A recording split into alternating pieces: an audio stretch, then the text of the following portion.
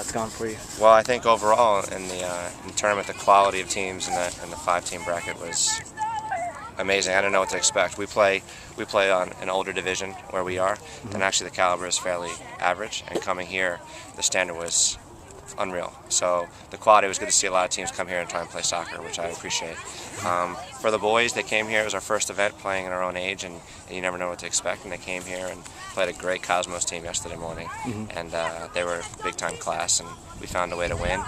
And progressively got better until this morning. We had a little bit of lack of spirit, and a little bit disappointed. And we knew we were coming into play against Bethesda, which is a quality team.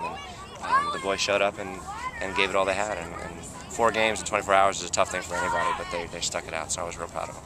I have to say I was surprised at the level of technical quality and then the tactical awareness at this age. Yeah. Talk about how you develop that in your players. Well, we start, and I'm sure many of the clubs do similar things, but we start at 7, 8, 9, 10 years old, and our emphasis is purely on technical. And that has been our stress, and then as time goes on, we start to better understand the spacing and the tactics, but we're a believer in better technical players are going to be able to do what we ask tactically. So we will stress that until we're done with them. So it shows that all the clubs are doing the same thing, and it's a really good thing for the future, for sure, in this age group.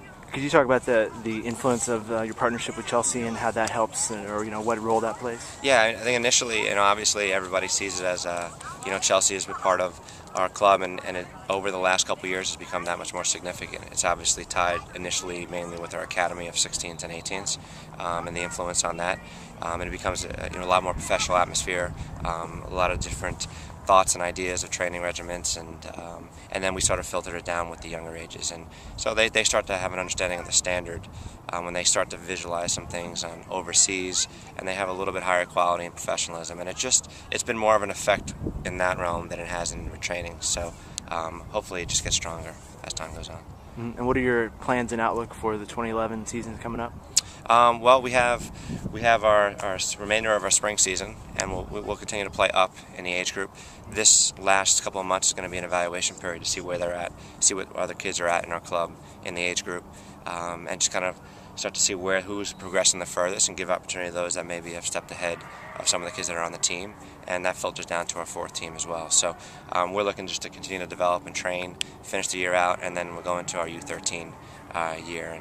And the landscape of the men's side has changed on the boys' side, so there might be some changing with the younger academies and things like that, so it might influence some of these kids along the way. So training and development is all we're really focusing on. Could you talk more about that changing landscape? You're referring to the DA, I guess, the Developmental Academy? Yeah, and so ultimately I know that it was there's a lot of positive to it. There's still some questions in the air with it, but if it does become a 14 and 12 academy, and it might not be this year, it might be in a couple of years, then it obviously changes the opportunities for some of these kids that may be 99 born or 98 born.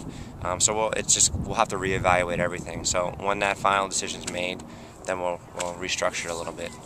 Right now, though, they're in their appropriate age, and if those things change, then we'll change.